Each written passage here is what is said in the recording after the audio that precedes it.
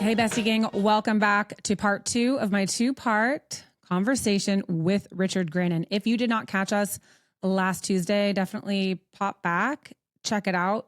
You know, if you listened, that our new BFF did not hold back. We talked about narcissistic parents, stolen childhoods, and why we end up addicted to the chaos. In this part 2, we're shifting gears into the healing and what recovery actually looks like, how to build trust with yourself, how to stop mistaking pain for love, that chaos that feels so familiar, that home feeling, if home was hell for you. We're unpacking all of that. So if you're ready, let's just fucking go. I want to ask this question when we go back to narcissistic parents. So you are a product of a narcissistic parent. What's the likelihood that you're either going to be a narcissist? Is that even like if you're going to become that person that fucks someone's life, or are you always going to be like the empath who gets fucked? Or is it dealer's choice? Like, who knows? Roulette. I'm not. So you're familiar with the concept of the black sheep and the golden child? Yes, but let's talk about it again because it's been a minute for the listeners. Okay, so in the family unit, one of the roles that can be assigned is the black sheep, which means you can't do right for doing wrong. Everything you do is wrong, no matter what you do. And there could be a golden child in the family unit, and they cannot do wrong for doing right. They're always right, no matter what. So I was raised in that environment, and I was the black sheep. And I think the black sheep probably isn't. I had situations in my childhood that could have produced narcissism, but I was always wrong. So if I ever tried to respond narcissistically, that would be smashed to pieces. I couldn't reach for narcissism as a defense. So my only other defense was echoism or codependency or dependency or fawn response, whatever people want to call it. But I suspect the narcissist has a good degree of spoiling that goes hand in hand with the abuse. But I was raised between these two pillars of being spoiled because, you know, I was sent to private school. Materially, I had a very good upbringing. I could follow any pursuit or interest I wanted, martial arts, or I was like in the swimming team, or whatever I wanted, as far as that went. But my parents did not want to be involved. And there was either psychological direct abuse or neglect, physical abuse, and also sexual abuse. So you have that. These polarities, they can create narcissistic personality disorder. Had I received more undue validation, then maybe I could have become narcissistic. As it was, it just left me with a lot of CPTSD and a lot of a drive to self-sabotage. I mean, I really, really fucked my life up numerous times. I've nearly gotten myself killed numerous times because I felt worthless. So I think it's the spoiling with the abuse that's more likely to create the narcissistic response. Spoiling, they say, you can never spoil a baby. True. But you can spoil the kids. And I think that's important to talk about too, because like right now I'm seeing this new wave of like, we're doing everything again for the kids. Like I was a latchkey kid. I don't even know how young I was. Walking home with like a key around my neck, getting myself into the door, making my food. I can spot a fucking kidnapper. I can feel them coming, like creeping in their white van behind me, and I can jump in a bush and pretend like I'm going to someone else's house like it's mine. I can do that like a fucking champ. And I think there's value in that. There's obviously like, okay, did I need it to be that extreme? No, they should have helped me out a little bit coming out from the kindergarten. But now I'm seeing these parents that are like, they're doing everything for the kids. And like the kids have no responsibilities. There's no chores. There's, the kids are now on their phones. Like there's all this access.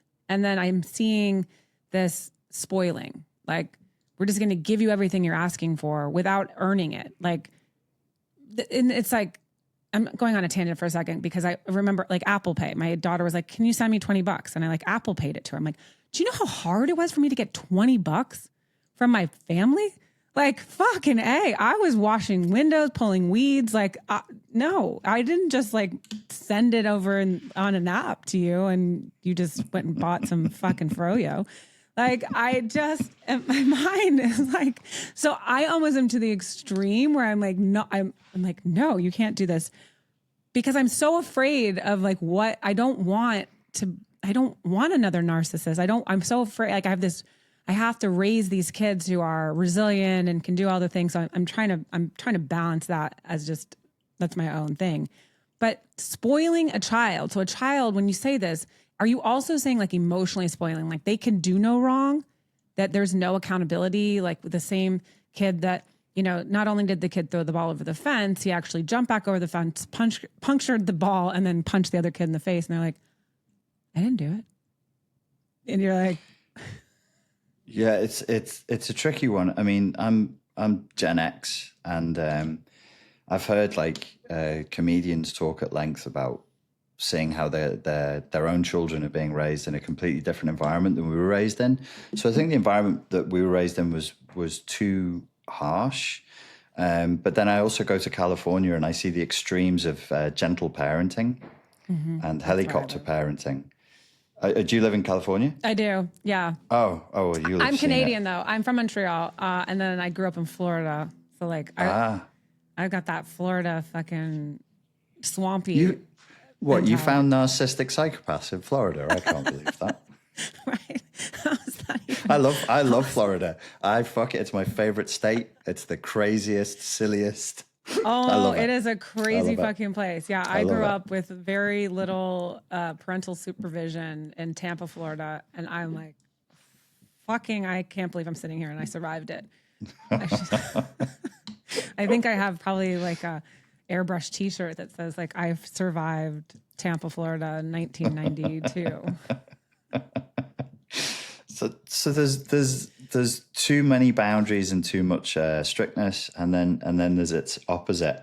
I didn't know what gentle parenting was. I first came across gentle parenting when I was doing a coaching call many years ago. It was 2015, and I was talking to a man, and I was coaching him through something or other, and his child came into the room and started crawling all over him, and he said, "Oh, daddy's on a call right now."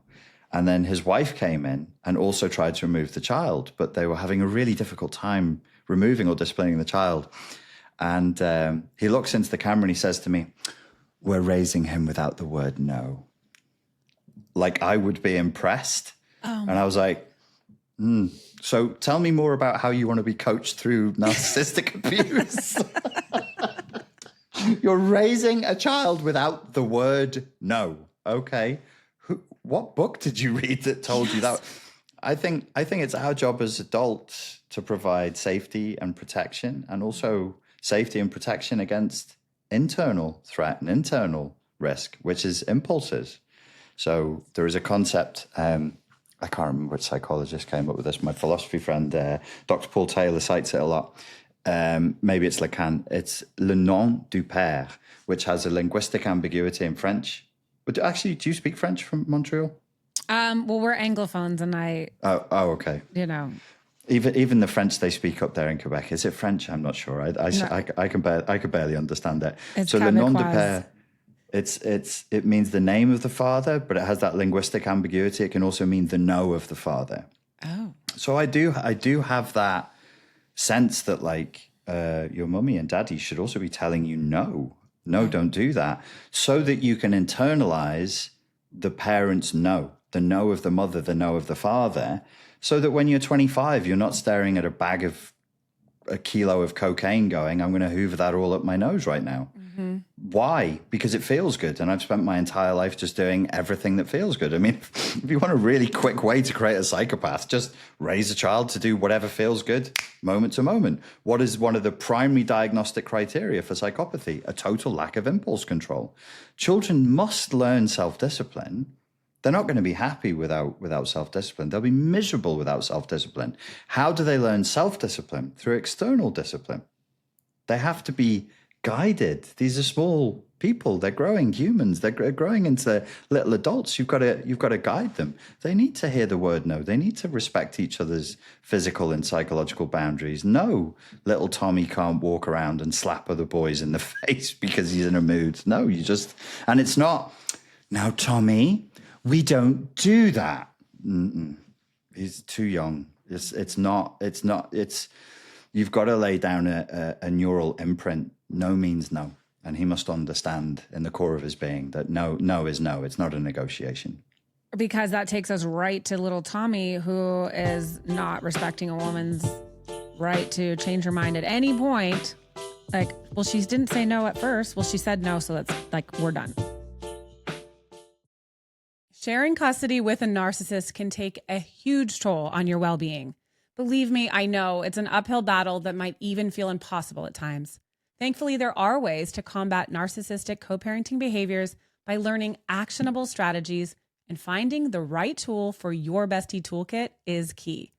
A co-parenting app like Talking Parents can be a game changer in situations like this, helping you set boundaries, reduce conflict, and document everything to a court admissible record that eliminates the he said, she said, and all those nasty texties from your exties. With Talking Parents, you can limit contact with your ex to one space, reducing unnecessary back and forth and keeping the focus on what matters most, your kids. It's time to protect your peace, besties. Download Talking Parents and start a 30-day free trial today. I'm kind of a psycho when it comes to like when my kids aren't respecting a no even between each other. It just triggers me as a sexual assault victim, recoverer. I've healed from it, but I get really like amped. Like, did you not hear him? He said no. And no, I have exactly the same trigger. I have exactly the same trigger. Consent is very, very important. Consent is sexy. Consent is a wonderful thing. Non-consent is just completely verboten. So I can even get triggered if someone is being cheeky, and I'll say I don't want to do that. They go, oh, come on, and I'm like, okay, you need to just breathe through this. I really, really don't want to do that. Oh, go on, don't be. They're just being cheeky. They're just being funny. But I can feel it. I'm like, I said no.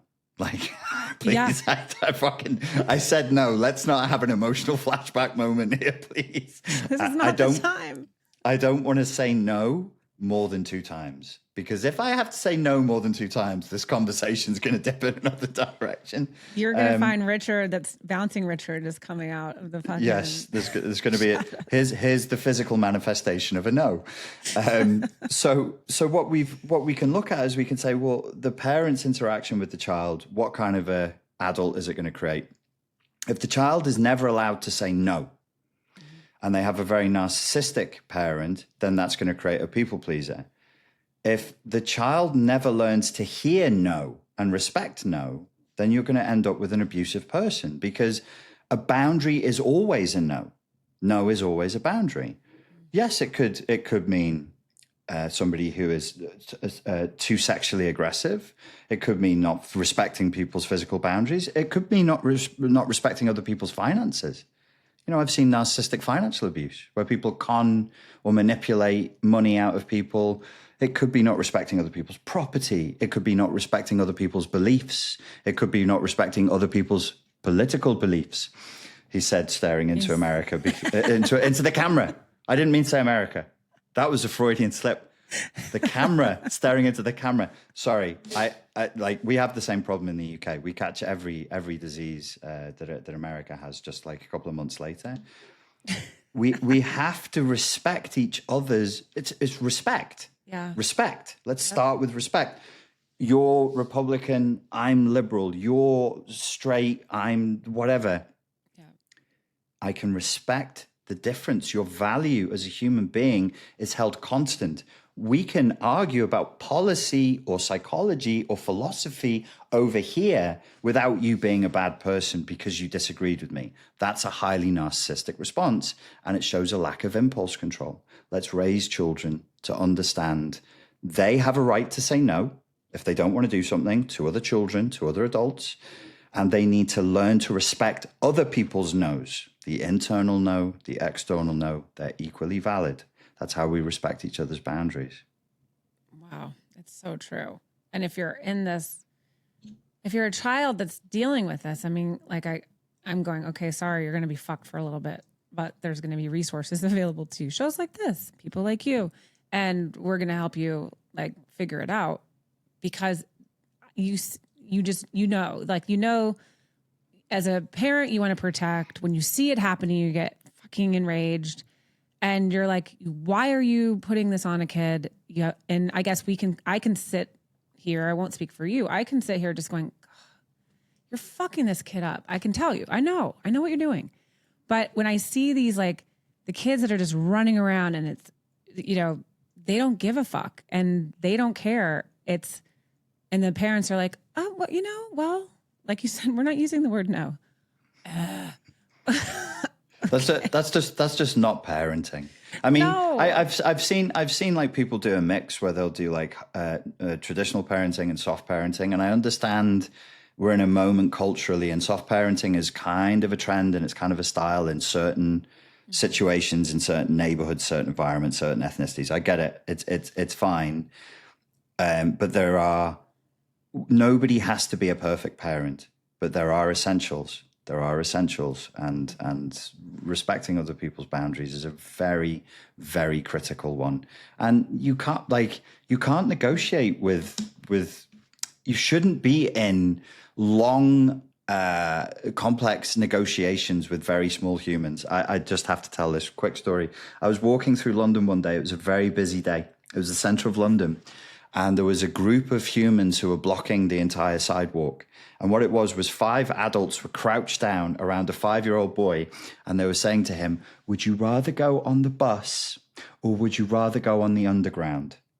And I was like, do you fucking think he knows what a bus or an underground is?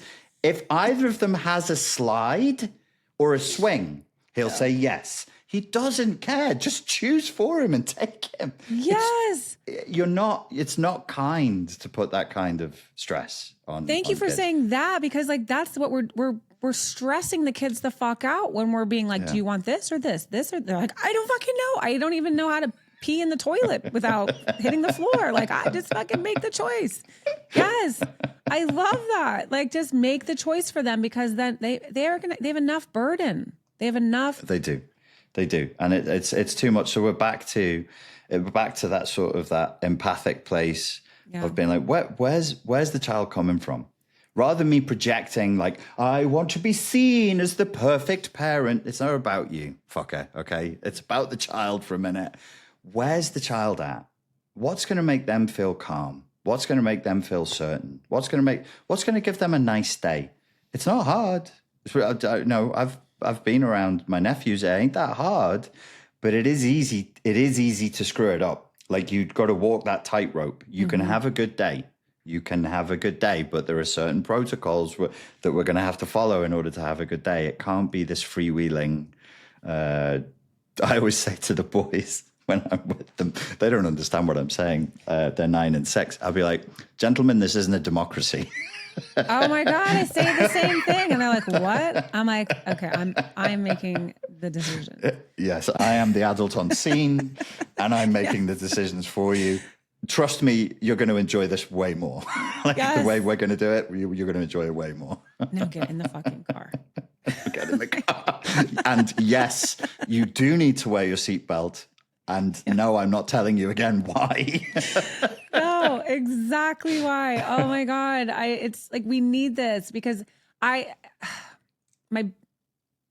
biggest desire for, even just speaking to people through this mic is like, when you're sitting here and you're listening to these conversations and you're like, we're just having this human experience and we're swapping stories and we're saying like, we're all our own little bit of fucked up. We're all dealing with things. We're all not perfect. And I don't think anybody wishes that we were.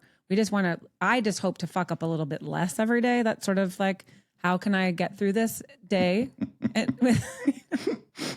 without any battle scars? But what's so important is that if, bringing it back to, if you're in a relationship with somebody and you're raising children with somebody and you're being abused, most likely you are witnessing your abuser psychologically abusing your kids, fucking with their life. I say this, like, you cannot, if you are abusing the mother of your children, you are abusing your children by proxy, and you can come at me on this all day long. You cannot exist differently. And so many women that are on the show, obviously all, the besties are listening saying, what do I do? So how do you, in the moment when you're not ready to leave, and that's the thing, like, leave when you're ready to go. There's no shame. I left multiple times and came back. I've fucking done it all. Just like, you leave when it's safe and ready, and there's no shame. If you go back a million times, you have the reasons why, and only you know the reasons why. But I want to give tools for this toolkit that I'm building. What can someone do in these situations when there's abuse, when there's toxicity, when you see, the parent going after the child? Because I kind of think, I'm going to story time with Lindsay. When this has happened, and then I've heard this happen so many times, when you have a baby with a pathological person or a narcissistic person, there's like some sort of flip that happens, and they are almost jealous. There's like some sort of thing happens, and they're jealous of the baby. They're mad at you. They make you do everything. They're like, this is your creation. And then there's like a lot of like jealousy at the beginning, but then the child is the shiny object that, like, they see how much you love them, how much you're taking care of them, how much you're just, all you want to do is care for them. That is the first weapon, like, of choice they want to take from you. They want to destroy your relationship with them. They want to do all those things. So kind of like long-winded here, because I wanted to like set it up a little bit with women that are reaching out to me, and they're like, I'm watching my partner try to destroy my relationship with my child, or he's mad at me, or, he's always starting a fight right before the birthday party or whatever. What's a tool? Like, how can we help these women that are in it get their head on straight for a second? If you can find the question in that, you're a fucking baddie. Is there a tool or some sort of way that a woman in a relationship currently with children involved, dealing with a narcissistic parent, narcissistic parent or partner? Or partner, rather. Freudian. Exactly. Like, what the fuck do they do? I'm like, how do you handle it? It's like, we know that when you leave the relationship, you can't co-parent. That doesn't exist. Parallel parenting, I think, is absolute fucking bullshit. You just, like, you got to do you. But while you're in it, it's really hard because they want to go, they're trying to fuck with you. They're trying to go after the things that matter to you most. So obviously you can't just be like, well, the kids don't matter to me. They know that that's the number one thing you're trying to protect. Is there a tool, or is there like a mental thing, an exercise, or some kind of way that women can protect the peace of themselves and their children while they're in this shit? There is. But I must demand something of you first. Tell me what parallel parenting is. I've seen it on the narcissism forums, but I don't really know what it is. It's like, you stay in your lane and I'm going to stay in my lane. Oh, yeah, that's going to work fine with a narcissist, of course, because all that requires is they go against all of their essential nature and respect your boundaries. So yeah, sure.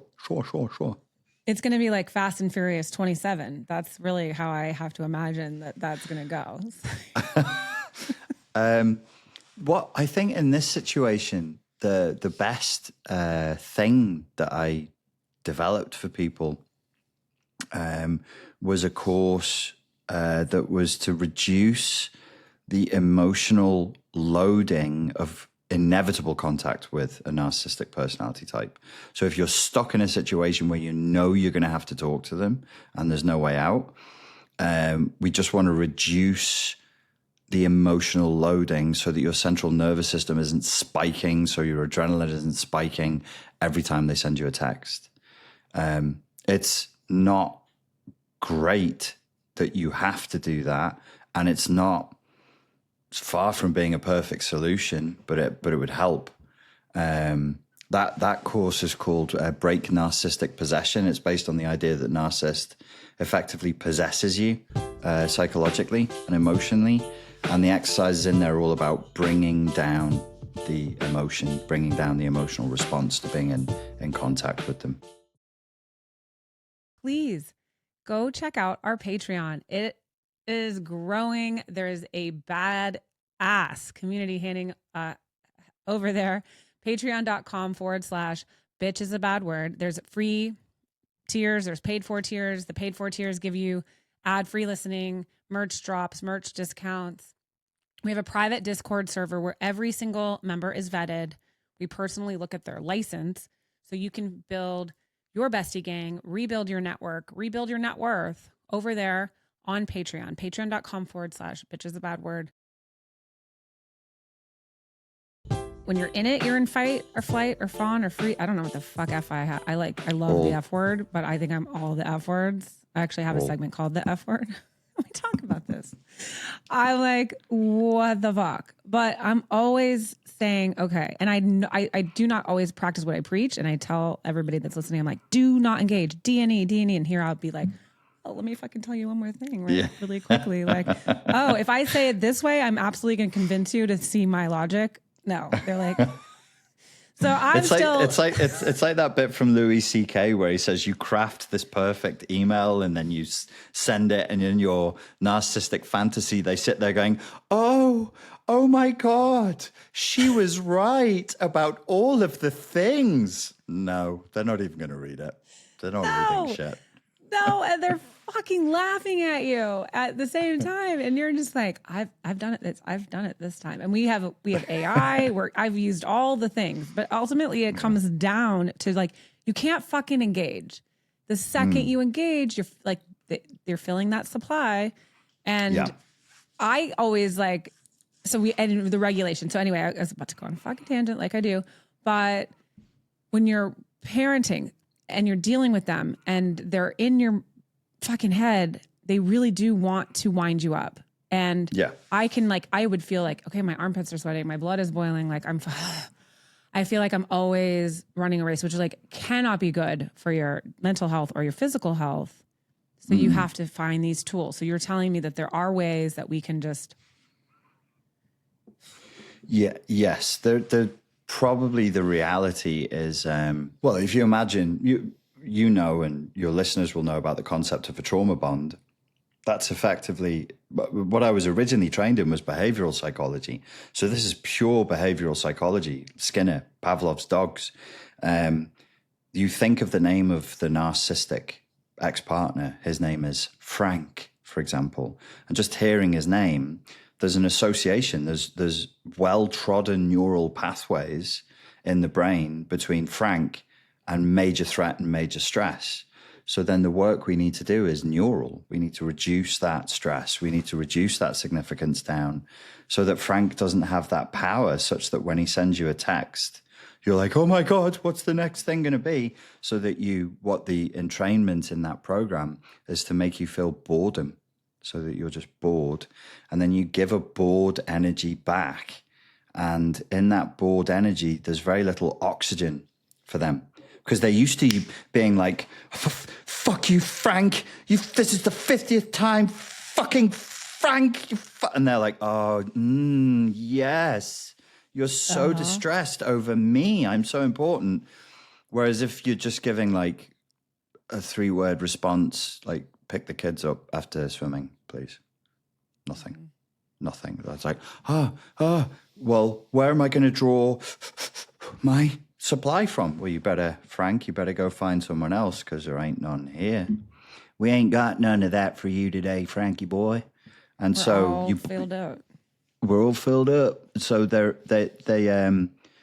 stimulation-seeking freaks. They're stim freaks. They're addicts. I mean, that's why we started calling the targets of narcissists codependents. It comes from Alcoholics Anonymous and the substance abuse community, because the dependent is the addict. In this case, the narcissist is the dependent. They're addicted to narcissistic supply. The codependent is the person who's helping the dependent to continue with their addiction instead of breaking the addictive cycle, in effect. So if they can't get their supply, they'll go elsewhere. They won't stick around for long. It's just that a lot of the people who are following you and a lot of the people listening will be telling themselves an egocentric story like, yeah, I don't give a fuck about him no more. Well, you do. You actually do. And he knows. He can feel it. I can feel it. You can feel it. She can feel it. We all feel it. When you don't care, and it's just a chore. It's just boring. I want you to feel bored. I want you to be like, I'd rather watch TV than talk to you. I'd rather read a book than answer your If you're getting your text out like, then that intensity, I'm feeling it. It's like, it's almost like we're in the realms of like psychic stuff here, like a spider on the web, and they feel the little touch on any part of the web, and they can figure out how heavy the prey is and how many, and they know exactly what you're thinking and feeling. Almost. It can feel that way. But when you don't care, then they'll feel that and they'll move on. Don't be childish though. Don't think this is a game of a competition. Like, I don't care. I don't fucking care. You know, Dave Goggins wrote a book called You Can't Hurt Me. I'm like, Dave, please come to therapy. I'll hug you. You can cry. They did hurt you, mate. They can't hurt me. I joined the Navy SEALs. I joined the Commandos. I joined the fucking Green Berets. It's like, dude, it's over. Let it go, man. They did hurt you. And that's our humility. We go, no, that hurt. You tricked me. There's nothing in my whole recovery process that helped me more than to say, you tricked me. You got me. You really hurt me. You really hurt me. Yes, you did. Because when I was responding narcissistic and going, well, I think I showed you. I think you learned your lesson with me. No, she didn't. No, she didn't. Why would you tell yourself that's not true? Move towards the truth. Like, yeah, that sucked. That really hurt. That really, really hurt. And then from humility, I could start to let go of those emotions, and I didn't need to be in the ping pong conflict of intermittent contact with them and the intrigue and the when you said this on August 26th of 1992 at 4:30 in the afternoon. The shit that like, I need to go to sleep right now because I've got a big day tomorrow, and I close my eyes and that fucking thing, like that is the monkey in my mind that's decided like, what on August 14th? Why the fuck did they do? You know what? Yeah. I'm going to go back through my messages real quick, and I'm going to see what did I like? What did I do? Yeah. What was I wearing? What did I say? Like, oh my God. Like if you're there, you know what we're talking about. It's like you become, it's all coming back though to being obsessive. Yeah. We're hyperfixated. We're hyperfixated on that thing. And when I do the weird reframing exercise where I go in with my business head on, because the psychology head is good, but sometimes it's too forgiving. It's like, oh, they have childhood trauma, they need therapy. I need business head right now.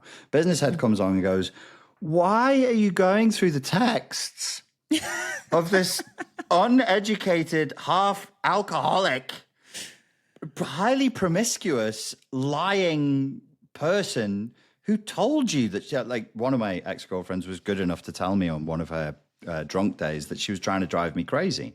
She sent me a text. She was like, because I'd finally gotten rid of her. That was like the 15th time I finally got rid of her. And she was like, I'm so sorry. Unblocked. She texted me on Telegram because she was blocked everywhere else. I'm so sorry. Yes, I have a problem. Yes, I'll go to therapy. Yes, I was lying the whole time. Yes, I was trying to drive you crazy. I said, okay. Why were you trying to drive me crazy? She said, because I know I'm crazy and I could never have someone like you unless I broke you and made you crazy as well. I said, thank you. And I screenshotted it and she deleted it 15 minutes later. I was like, too slow. I've played this game too many times. I've got it now. I don't know if you know, but I have a segment called Texties from the XTs.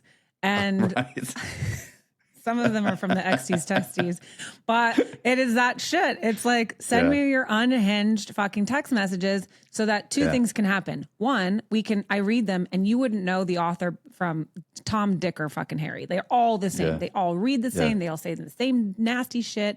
If you have kids with them, they're even nastier. And then I read it to say like, same fucking people, same fucking prototypes, same path, like playbook. Yeah. But it's all got to come back to like what you are saying and what I think that our listeners can really listen to, because I'm learning from this, is like, we got to fix here. We got to fix our shit. And when you can do that. Why, like we were saying, it's like, why care?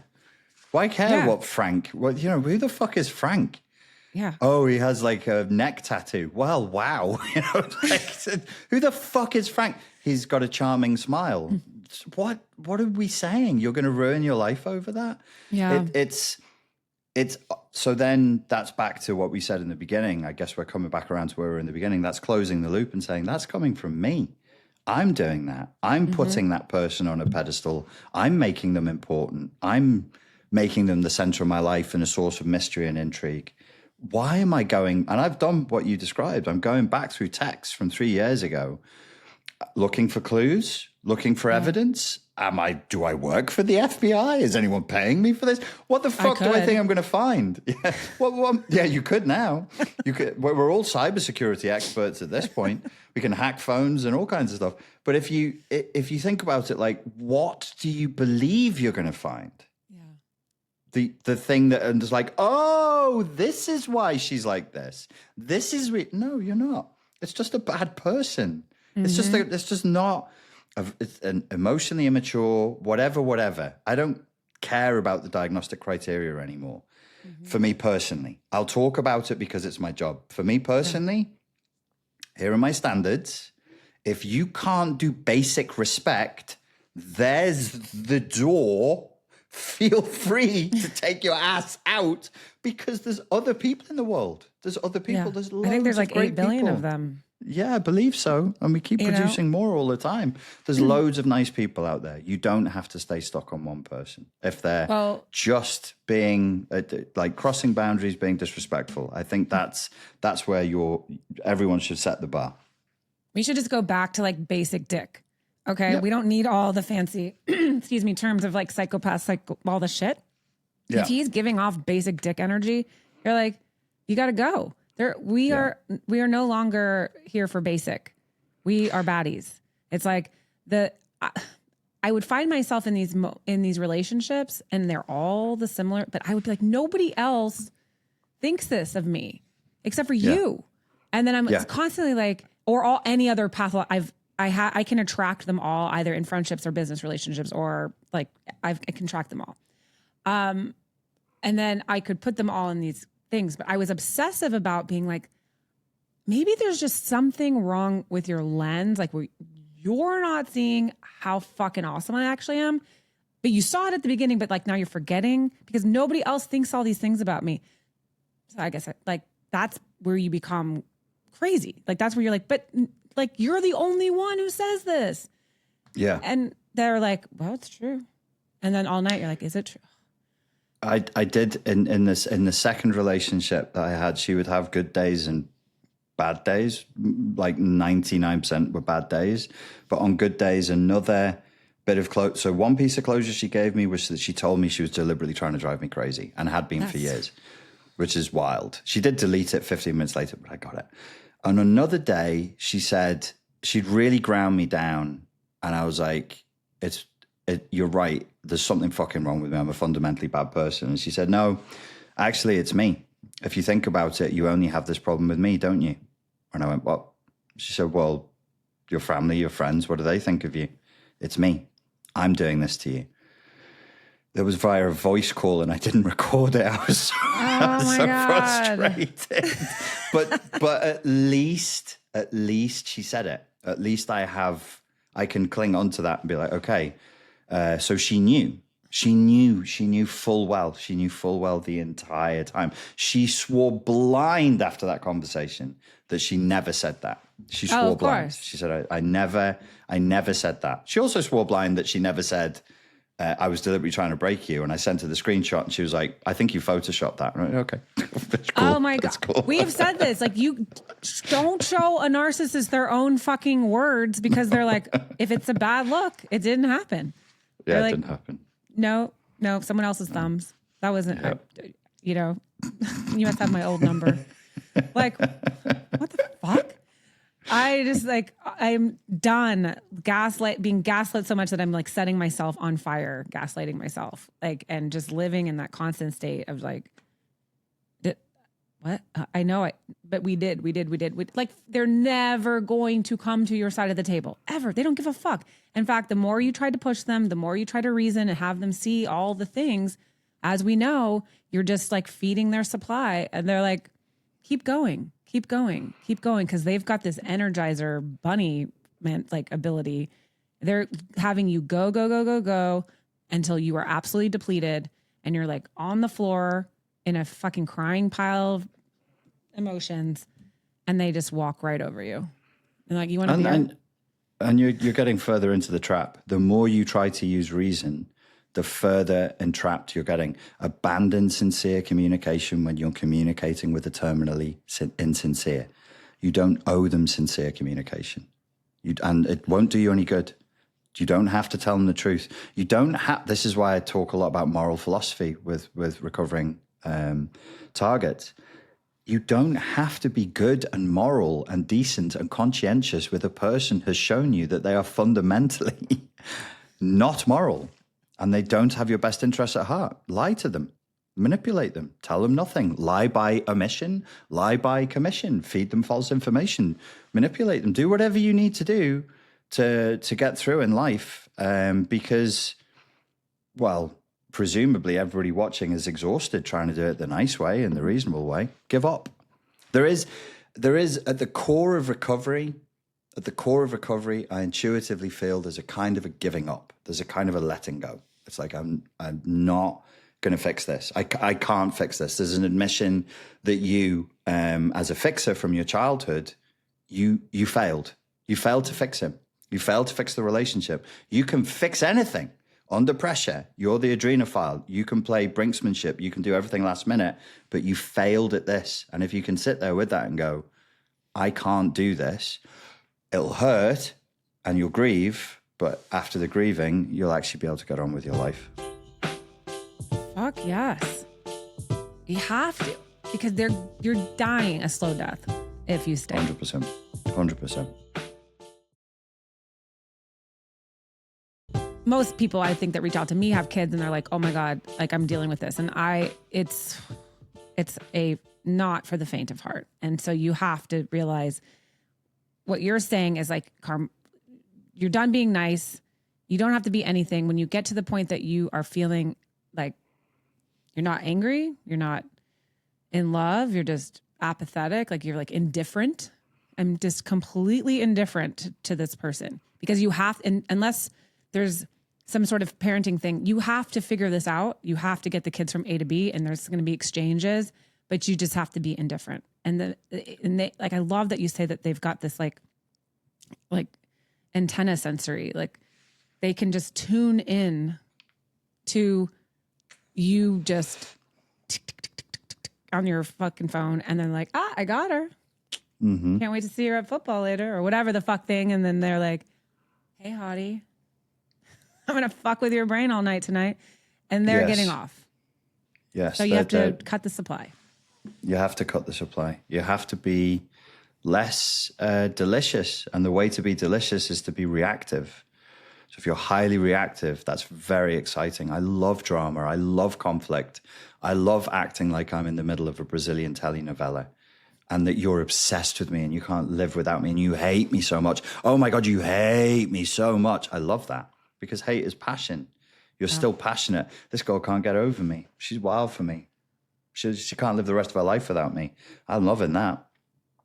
They don't care either way. They just want a reaction. Yeah, they're good or bad doesn't mean anything to immoral people.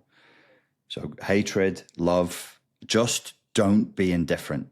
Notice me, make me important, make me the center of your life, give me your emotion, give me the drama, give me tears, give me anything, but don't fucking ignore me. Okay, we've got some fucking homework to do. You have to just be indifferent. And that is obviously going to like all the shit we know, the apps that you can like, just cutting off the supply. That's what we have to do. Yeah. Cutting off the supply. And even if you're in it, there's ways that you can cut off the supply. And there's ways that you can be like, again, safety first, I am here to tell you, like, safety comes first and then your healing comes second. But you can cut off the supply even while you're in it, and you can start like listening to this and feeling like, okay, you're making your exit plan, you're leaving, and now it's time to start practicing that strategy. Mm-hmm. And 100%. They'll probably kick you out. They'll be like, get the fuck out of here. Like, leave. I mean, I don't say that. Don't take any of that. I have no idea. But I feel very responsible for everything I say to people. But, But that's also the codependency that's kicking up at the end of the... I'm the same way, but like, listen, folks, you're all adults. If you're not an adult, you shouldn't be here. You shouldn't be listening to this. You're responsible for your life. You can't make major life decisions based on something you heard on a YouTube video. And then if it fucks up, go back to the people who made the YouTube video and be like, but you said you're in charge. You're in charge. And if you don't like it, go watch something else. Fucking thank you. Thanks for I've just let go of some fucking shit. Like, okay, I don't need to do this. And I love it. So, because there's so much healing, right? So we have a lot of work to do. We have a lot of healing to do. We have a lot of understanding that, whatever you're in, I think too, when you start to understand that the person that you're dealing with and not worrying about going back, to their child, like the second you start going, their childhood was fucked up, you're excusing their shitty behavior because they're you're shifting. Sorry to cut you off there, but it's okay. Really important. Do not shift from partner to mother. Do not shift from partner to therapist. Let's pretend I'm a woman for a second. I'm with a man and I see that he needs therapy. And as a woman, generally speaking, statistically speaking, my drive to nurture is higher than a man's. So I see a man, so much potential. I see a lost little boy behind this front. He's presenting the world. If that guy needs therapy, he can put his hand in his pocket and he can go and book therapy. If he needs therapy, he should get therapy. You're only a girlfriend. You're only a wife. You're only a partner. You're not a therapist. Never let anybody. Don't let your girlfriends do it. Don't let your family do it. Don't let your partner do it. If somebody in your life needs therapy, they should go get therapy. I do this even with my friends and my family. They'll come to me for free therapy, and I will jokingly send them text back with a smiley winking face that says, sounds like you need to book a therapy session. Because if your mate Richard invests in a fucking paragraph of the psychological theory of why you're doing what, you ain't reading that shit. You ain't reading it. You're looking for attention. You're not looking for help. I go to therapy. I pay for therapy. I found my therapist. I put my hand in my pocket. I pay my therapist. I show up to therapy every week. They must do that. If they're not doing that, they don't really want help. They just want your sympathy and your attention. And we're not here for that. We're not put on this earth to be service providers solely. We can provide service to each other with conscious intent when it's boundaried and it's reciprocal and it makes sense. We provide service to our children because the children are the future. But the adults, don't slip the role. Don't slip the role. Sorry, I cut you off with a long rant there. But yeah, that thing about the role shift. I fucking love it because that's how I love to go on and whatever, ranting and wherever we go, we follow the bunny down the rabbit hole. But you can't fix crazy. Let's just say that. But you can't. It's not your job. We're not here to fix anybody. You can't fix them. They are fully cooked fucking humans. They may be stunted at whatever age they stopped emotionally developing, but it's their job to fix them. And so we all have pain. We all have pain. Yes. So my doctrine when I feel myself slipping back into that is, I'm an adult.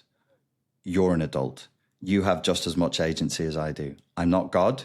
I didn't create the simulation, the world that we're currently inside of. I have no more power than you do. If I want help, I go and find help. And I pay for it. I don't try and get psychotherapy from friends and family because apart from anything else, it doesn't fucking work. You could live with the best psychotherapist in the world. He can't help you if you're having sex or have had sex. It doesn't work. So, and I think personally, maybe this will sound sexist, but I've coached an 80% predominant female following for 13 years. The tendency in women to want to nurture someone to health, to safety, to adulthood is very strong be very careful with what's going on for you hormonally and psychologically, where you can be in a state of like, I want to take this person and hug them better and love them better. You're not loving them better. That doesn't work. It can't work. They're just sinking their fangs deeper and deeper into you. Back to that fucking rat mind infested bullshit that we're like, isn't it cute? Look how cute he is. Really, the funny thing is, if you look on TikTok after that Dracula movie, there was and literally like the makeup artist is great. He's rotting, and there's all these TikTokers going, "He's such a daddy. He's so hot." He's rotting. He's full. What are you talking? He's a monster who kills people. Anyway. No, because that is those women or those commenters are like, as I'm recovering, they are the ones that set the bar so damn low. We fucking trip over it. We hit the wall and we're like, what happened? What happened? But like, like we don't know what we don't know. We can't heal from things that we don't understand. And if you're listening to this show, it's because you don't know what the fuck you're in. And I started this show off as like, we're going to go, like, I want to know about narcissistic parents. And we discussed that. But if you're listening to this because you're trying to figure it out, because it's nothing that you're in until you're sitting where I am or where Richard's sitting, it doesn't make sense. And so you're still in the vortex. You're still in the thick of it. You are trauma bonded, you're in love, you're trapped, you're financially, all the things, all the abuse and all the ways are, that starts again. We're going to go back. It's a coercive control. Anyway, this person is has power and control over you in some way. And that's really hard to break free from. There is nothing wrong with you that you're struggling. Nothing. You just you need the tools. And that's why we're building this bestie toolkit. Exactly. And that's why we have I'm so fucking excited. I actually want to do like a road show with you. I think we should like come on my cease and desist tour. You have a cease and desist tour? I'm developing without giving anything away. Are you south of LA or are you north of LA? I'm south of LA. Okay, that's good. That's where I usually go to. Yes. So if anybody wants to stalk us, that's a huge area. You would never know what it is. But yeah, okay. Okay, we can talk about that. I'm looking to get my American visa in the next month or two, and then I'll probably be back over there for a couple of months, February, March of next year.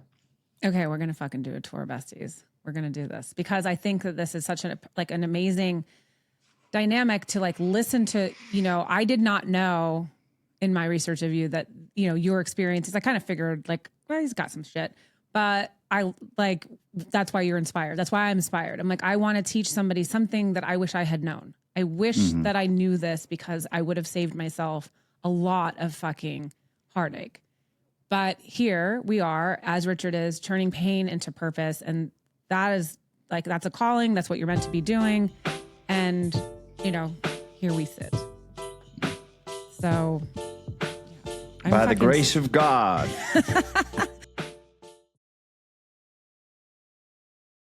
I am so incredibly stoked about this, just this time and just the things that I really feel like somebody's going to be like, my listeners are either listening like in their closet or in their car and carpool, and they're going to be like, oh my fucking God, yes, fucking yes, this is it. This is exactly what they're doing.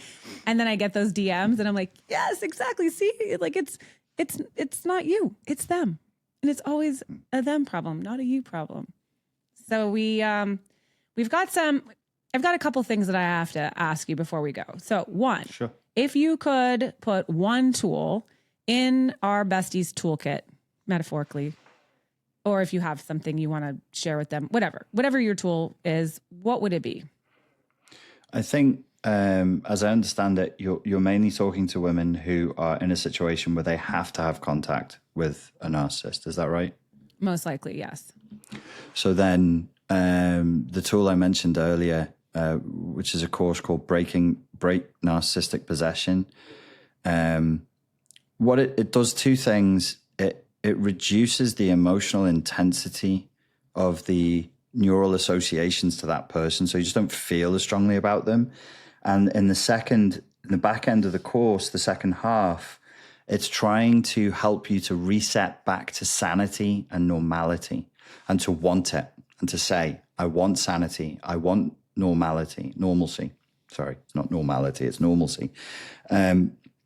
Because after we've been in these kind of relationships, whatever you do a lot of, you start to get a little bit addicted to or entrained to, and normal life might not be as appealing. Sanity and peace might not be as appealing. So you need to rewrite your values and go, I really value sanity.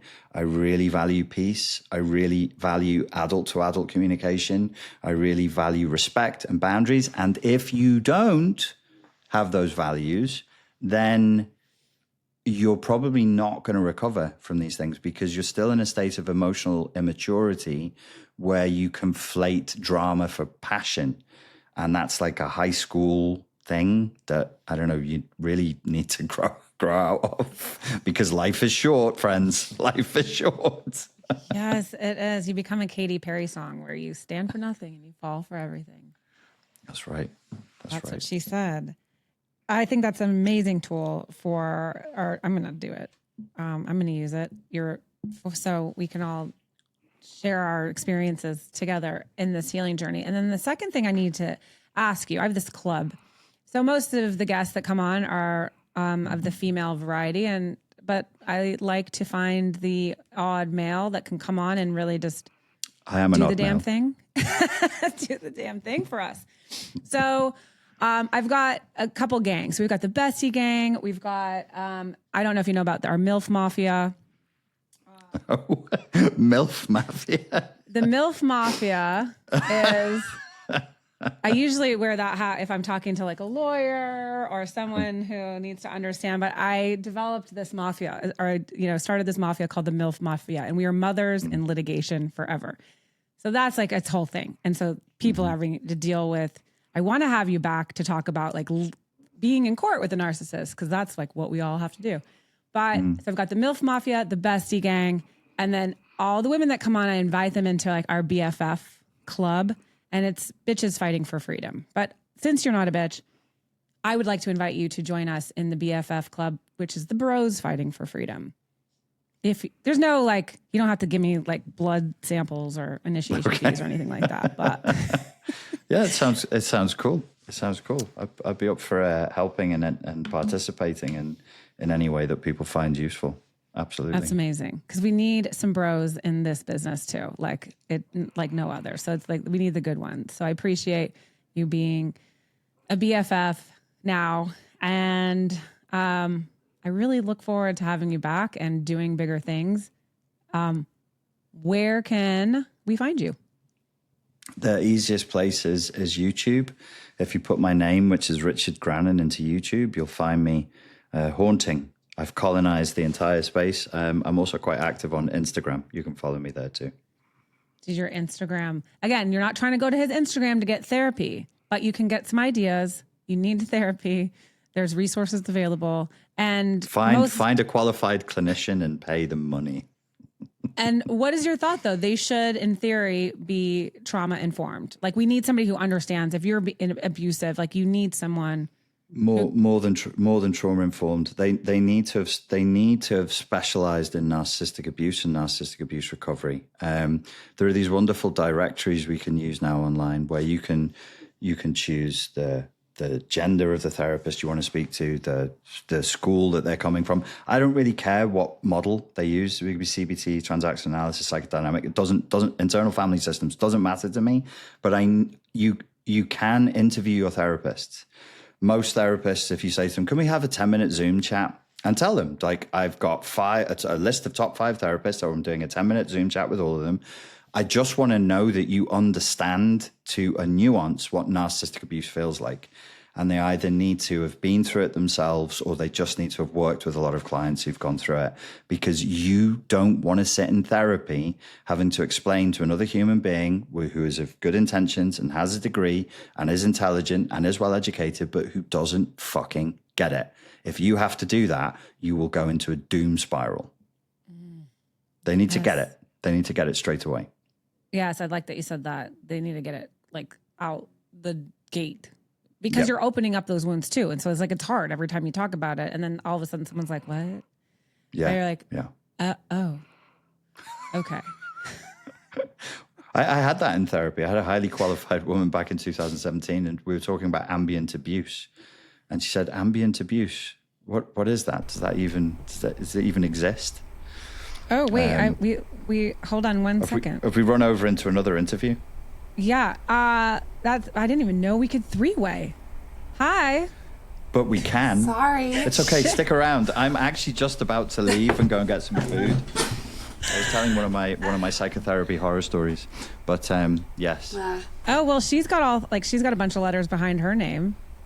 Hi, Richard. Meet Lee. Lee, meet Richard. Hi, Lee. Leah. Hi, I'm Leah. sorry. Nice to meet. Oh, that's okay. Nice to meet you, Richard. Nice to meet you. I'm sorry you've had horror stories. Only the one. I was actually just saying that people should seek qualified clinicians and get help with therapy. Rather than trying to rely on family and friends to give them therapy, because they're only going to get horrible advice. And we were talking about narcissistic abuse and the need to find a therapist who has some intricate knowledge of narcissistic abuse. Yeah, it's super important. Okay, I'm going to close out this show real quick with, I don't know, Leah, I can leave. Can you just send me, is there a different link or should I just hop back on? It'll be the same one, I guess. Okay. We just ran over. Yeah, no, we're like, we're all good, but I can't kick you out and I wouldn't otherwise, but I'll be right back. Okay. Bye. I'll see you soon. Oh, wow. At least we were dressed. Yeah. So, Richard, you are fucking awesome. I am so incredibly grateful. Thank you. Grateful for your time today. And I would love to have you back. Anytime. Just let me know. I'll do it happily. Thank you very much for having me on. I appreciate it. Thank you for joining us on this episode of Bitch is a Bad Word. And maybe you don't know, I always drop my episodes, so you'll drop on a Tuesday, because see you next Tuesday is like, I've been called a cunt more than I've ever been called, my name. So that's how I close every show. I will see you next Tuesday, besties. I think I'm going to be flying high off this interview for a very long time, and I am deep diving into the tool that he gave us for our toolkit. Please do reach out. Let me know if you're working on it. I'd love to figure it all out together, see what we've learned. And please do share, subscribe, and review if this episode is something you enjoyed, the show is something you love. It means the world to me to read your reviews and your comments. And obviously, the greatest gift is sharing it to your other besties. We invite you to join us on Patreon. We are building the biggest, baddest bestie gang over there on patreon.com/bitchisabadword. There are many amazing baddies rebuilding their network, which rebuilds your net worth. And there are free tiers, paid tiers, and even real tiers happening over there. We've got exclusive commercial ad-free listening, tea with Lindsay, all sorts of awesome stuff at patreon.com/bitchisabadword. Merch drops, everything you need to know over there. Please send me your texties from your exties. You can slide them into my DMs at bitchisabadwordpod on Instagram. TikTok and YouTube is bitchisabadword. You can reach out, send me a message, send me a voicemail to 331-BITCHES. And I answer all of these myself. I am so in love with this community. I have your back. I thank you so much for having ours. And remember, there is no safety in staying silent. If you or your kiddos are in immediate danger, please use 911, crash on a friend's couch, do whatever you have to do to stay safe. The National Domestic Violence Hotline is here for you at 1-800-799-SAFE. That's 1-800-799-7233. You can reach them 24 hours a day, 7 days a week at thehotline.org. Besties are standing by. It's free, safe, anonymous, and they've got your back. We appreciate your time and your love, and we'll see you next Tuesday, besties. Bye. Our editor is Kevin Mackler. Our music was composed by Drew Kevorkian. Our art design was created by Eric Johnson and Kevin Roche. Our interns are baddies. Our Patreon is managed by Kay, and this has been a Caliber Studio production.